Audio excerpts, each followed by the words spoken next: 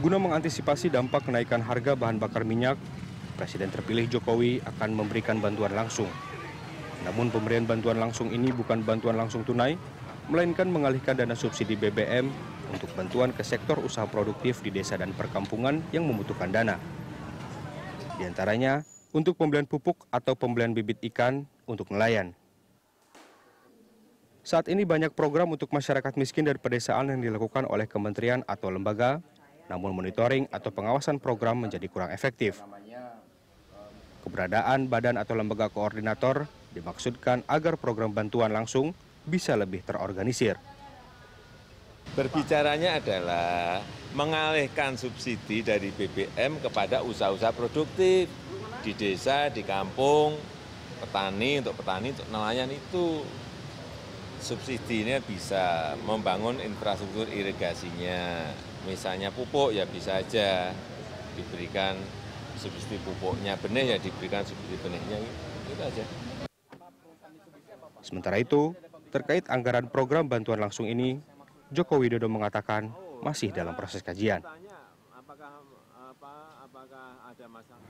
Ya, lalu bagaimana mengantisipasi dampak kenaikan harga bahan bakar minyak dengan pemberian bantuan langsung? Bagaimana juga dengan perbedaan bantuan langsung tunai ala SBY?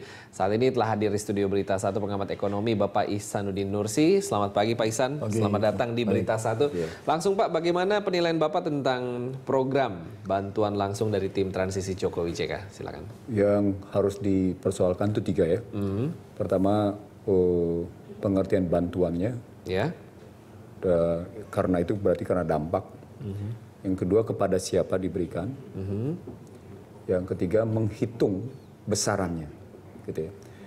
Kalau kita sebut sebagai bantuan langsung dan disebut sebagai apa perbedaannya, saya orang pertama yang mengkritik bahwa bantuan langsung tunai atau cash transfer support itu memang diperjanjikan oleh pemerintah Republik Indonesia, dalam hal ini Pak Budiono, dengan Bank Dunia yang menyatakan agar masyarakat bisa menerima kenaikan BBM maka diberikan bantuan langsung tunai. Itulah muncul gagas cash transfer, itu bantuan langsung tunai. Saya menyebutnya itu sebagai suap politik. Tapi pada saat yang sama saya juga menyebutnya sebagai penghinaan terhadap masyarakat Indonesia karena menjadikan mereka sebagai pengemis. Ya, itu yang saya sebut sebagai melanggar nilai-nilai kemanusiaan. Maka ketika sekarang kita alihkan menjadi bantuan langsung seperti mendukung usaha produktif, kita harus terjemahkan dulu usaha produktif yang dimaksud oleh Joko Widodo seperti apa. Karena sementara ini sudah ada PNPM dan KUR. Sudah ada PNPM dan KUR, dan beberapa tempat KUR itu NPL-nya itu bagus, tapi beberapa tempat NPL-nya itu berbahaya. Jadi beda-beda tempat.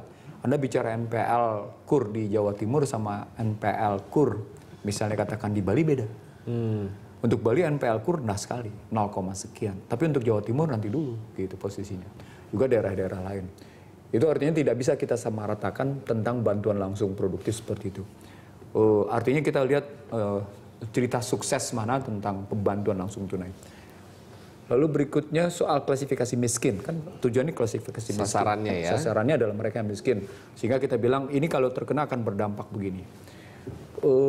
Sementara ini angkanya beda-beda.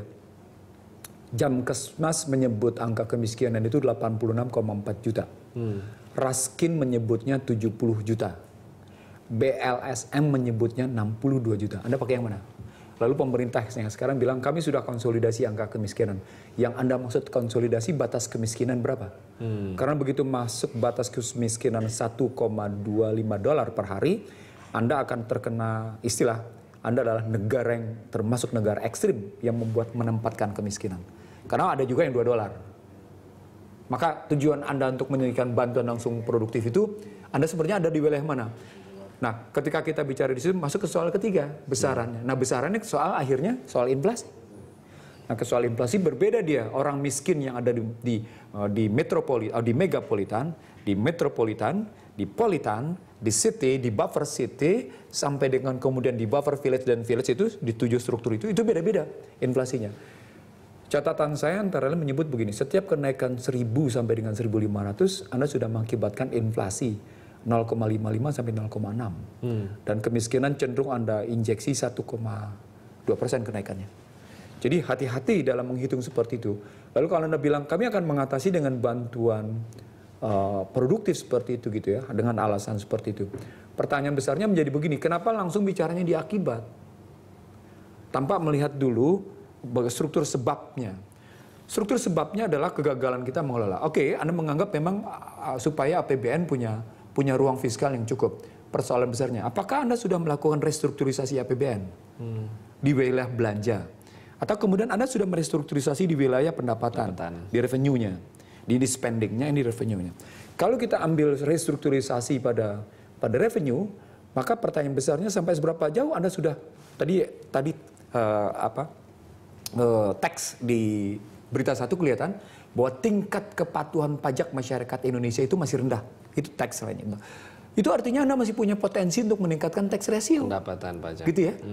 Nah, ketika Anda meningkatkan tax ratio itu, Anda akan masuk lagi sekarang mestrukturisasi belanja. Ketika Anda bicara strukturisasi belanja, Anda akan bicara dulu bagaimana pembelanja sampai akhirnya mengatakan apakah memang saya harus menaikkan subsidi di tengah yang namanya produksi BBM, produksi minyak mentah di Indonesia belum Anda benahi gitu posisinya.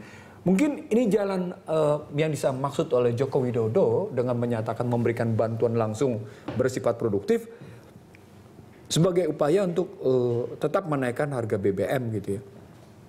Disebabkan impor kita makin tinggi. Saya dalam beberapa hal saya bisa ngerti itu. Tapi dalam beberapa hal lain saya tidak bisa terima. Pertama, kita belum melihat upaya untuk meningkatkan lifting. Yang kedua, kita belum melihat bahwa sesungguhnya harga minyak batasan menurut era APBN 2015 sudah tercapai. Anda Anda tahu, era APBN 2015 itu angkanya $105 per barel. Okay. Hari ini West Texas Intermediate itu 93, Brent itu 98, let's say 99. Artinya cenderung menurun harga minyak. Pada saat yang sama, Amerika berhasil memperbaiki perekonomiannya yang kuartal kedua pertumbuhannya 4,2%, lalu mampu menyerap lapangan kerja demikian besar. Yeah. Obama dianggap sukses dalam konstruksi kayak gitu. Kuartal yang pertama dia naikin 3%, sekarang yang kedua dia naikin 4,2%. Artinya ada pergolakan dalam persoalan harga-harga komoditas, kelihatan di minyak. Harganya menurun. Nah, pada konstruksi begitu maka belanja APBN terhadap minyak, terhadap impor mau tidak mau menurun. Karena tadinya harganya 105, ICP, Indonesian Core Price, sekarang turun. Karena walaupun pakai Made Oil Fleet of Singapore gitu ya. Tapi paling tidak kita bisa mengatakan bahwa belanja impor kita untuk minyak menurun karena potensi harga minyak menurun. Pertanyaan besar menjadi berapa sesungguhnya atau bagaimana ketepatan prediksi RAPBN 2015 untuk bicara impor. Nah, itu harga di situ bicaranya. Dalam bahasa yang lain, kalau kita strukturnya melihat seperti itu, kita akan bicara lain mengatasi soal subsidi. Nah, ketika bicara lain soal subsidi, kita akan mengatakan lain soal memberikan bantuan langsung tunai gitu loh, turun-turunannya. Nah, kerangka berpikir seperti ini yang sesungguhnya diharapkan. Kenapa? Karena dengan begitu kita akan terbuka kepada masyarakat, gitu ya. Berapa sesungguhnya biaya pokok produksi dari kilang kita? Ini selalu argumen saya kemana-mana begini. Berapa sesungguhnya kilang? Biaya pokok produksinya, berapa sesungguhnya biaya impor. Dengan begitu yang ada di pasar adalah harga campuran. Nah, pada posisi kemudian APBN bicara, oke, kita akan subsidi sekian. Ini saya punya hitungan detail. Jadi saya ingin mendengar sesungguhnya pemerintah bicaranya berapa gitu. Dan saya belum pernah dengar. Saya belum pernah tahu. Bayangkan saya mengkritisi kebijakan BBM kayak gini sejak namanya SBY berkuasa hingga hari ini. Jadi sudah 10 tahun gitu posisinya. Nah, lalu kalau kita tetap bicara bantuan langsung tunai, ini sifatnya jangka pendek, jangka panjang. Kenapa? Karena inflasi yang ditimbulkan oleh yang namanya kenaikan BBM, walaupun mereka bilang ini bisa karena market shock atau shock pasar gitu ya, itu tetap jangka panjang dia punya dampak. Kenapa? Karena belum tentu terjadi penguatan daya beli. Tadi sudah saya sebut, setiap kenaikan Rp1.000 per liter, dia punya dampak pada kewajiban kita meningkatkan pendapatan pada masyarakat miskin. Jangan salah, masyarakat miskin itu punya 3 kategori. Itu Rp150.000 sampai dengan Rp200.000. Itu hitungannya begitu gitu loh. Supaya kita bisa mengatasi gitu. Di tengah yang namanya kita belum selesaikan kategorisasi miskin. Catatan saya yang paling penting adalah, walaupun Anda memberikan bantuan langsung tunai, pada saat yang sama Anda tidak berarti mengatasi 5 kesenjangan yang saya sebut sebagai Gini rasio, berarti ketimbangan pendapatan, kesenjangan sektoral, kesenjangan regional, kesenjangan intelektual, kesenjangan sosial. Lalu Anda bilang Anda tetap ngasih bantuan langsung produktif, Anda tidak nyelesain ini gitu loh. Lihat posisinya. Nah, bukan bantuan langsung tunai tapi insentif. Ada pembicaraan seperti itu. Apa cuman penggantian nama atau bagaimana? Ya, penghalusan. Penghalusan. Pada hakikatnya swasta juga menerima insentif. Para pengusaha menerima insentif pajak. Jadi sama ada. Itu yang saya bilang yang disebut dengan subsidi pemerintah itu bisa berbentuk macam-macam. Bisa berbentuk pajak ditanggung pemerintah gitu ya. Bisa juga disebut dengan insentif pajak dikurangi. Bisa juga kemudian pajak dibawa tahun ke depan. Hari ini tidak terjadi tapi dibawa ke tahun ke depan karena kerugian misalnya. Tax carry forward namanya. Tapi kemudian diampuni beberapa gitu misalnya. Bisa juga kita mengenal yang kemarin kita mengenal bagaimana tax amnesty untuk beberapa orang gitu posisinya. Nah, artinya sesungguhnya di sana adalah sebuah kebijakan insentif. Kalau pada masyarakat miskin, masa kita sebut insentif? Pada saat yang sama Anda sedang memberi beban tambahan pada mereka yang saya bilang tadi. Pada struktur wilayah, 7 struktur wilayah tadi, tingkat inflasinya beda-beda pada dampak dari kenaikan BBM. Maka ketika Anda sebut sebagai ini insentif, seolah-olah mereka punya punya sesuatu yang sedang dikerjakan lalu kemudian dikasih beban gitu. Nggak bisa begitu ngelihatnya. Karena memang pada hakikatnya adalah hak mereka. Sebagai negara kesejahteraan, mari kita bedakan. Saya mau ngelihatnya begini. Mari kita bedakan cara pandang kita tentang subjek warga negara yang memang dalam konstitusi diatur sedemikian rupa. Kalau Anda menggunakan pasal 23 Undang-Undang Dasar 45, maka APBN untuk sebesar-besarnya kemakmuran rakyat. Artinya belanja untuk subsidi pun jangan dikategorikan sebagai sia-sia. Karena tujuan belanja itu adalah untuk kemakmuran rakyat. Jadi jangan bilang bahwa belanja subsidi sekedar dibakar habis. Loh, kalau masyarakat yang beli memang tidak dibakar habis. Kan nggak logis jadinya berpikirnya. Satu. Yang kedua, menggunakan pasal 23 Undang-Undang 45 tentang APBN. Ketika Anda bicara orang miskin, maka Anda harus jelas dulu bicara fakir miskin terlantarnya. Tadi saya sebut, kalau Anda menggunakan kategori Jamkesmas, Jaminan Kesehatan Masyarakat, maka orang miskin Indonesia 86,4 juta. Tapi kalau Anda menggunakan namanya kata $2 per hari gitu ya, dia akan kena 100 jutaan gitu posisinya. Bagaimana kemudian Anda menggunakan insentif untuk mereka? Di tengah mereka butuh untuk itu gitu loh posisinya. Jadi sangat berbeda pengertian insentif dengan bantuan langsung tunai.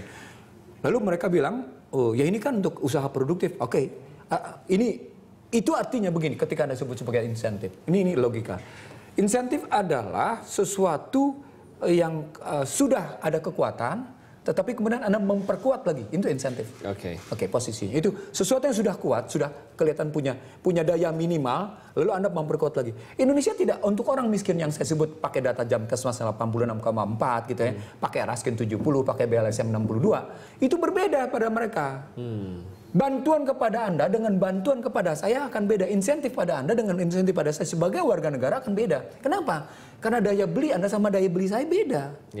Itu yang mesti dilihat lebih lanjut posisinya. Nah, dalam kerangka berpikir seperti itu gitu ya, mestinya saya cuma ingin mengatakan begini, mari kita melihat sebuah kebijakan itu secara utuh dan menyeluruh, lalu kemudian bisa teraplikasi dengan baik. Bukan hanya di ujung akibatnya saja, tapi dari hulu dan hilir. Hilirnya benar gitu. Dia punya mana konsistensi, korespondensi, dan koherensi yang demikian terstruktur rapih gitu loh. Dan sorry to say, harus saya bilang sama Anda, kalau saya belajar perencanaan pembangunan gitu ya, dengan berbagai mazhabnya, maka sebuah perencanaan pembangunan yang bagus adalah dia sistemik struktur, tapi juga menyelesaikan masalah-masalah yang ada di bawah. Gitu. Kita lanjutkan sisanya di segmen berikutnya. Tetaplah bersama kami pemirsa dalam Dialog Jurnal Pagi.